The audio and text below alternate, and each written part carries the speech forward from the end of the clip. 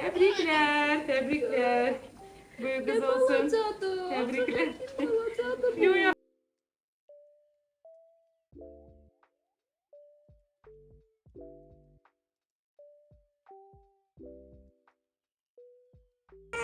Tebrikler kızına dünyaya geldiği için 210 koydu anne.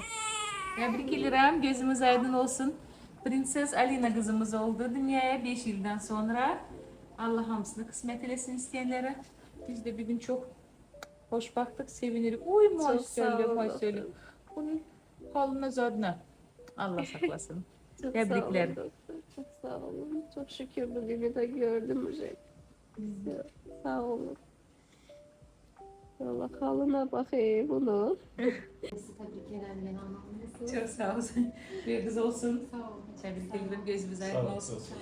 Kızımız sarıdı. Ben de diyorum Albina, yəqin sizə oxşur ama babasına oxşur. İndi göstərim. Tak. Gözün birini daha açıp bakır oradan yavaşça. Aha. Oo, bir çökürürdü. Bir çökürürdü. Papasıdır. Kopya.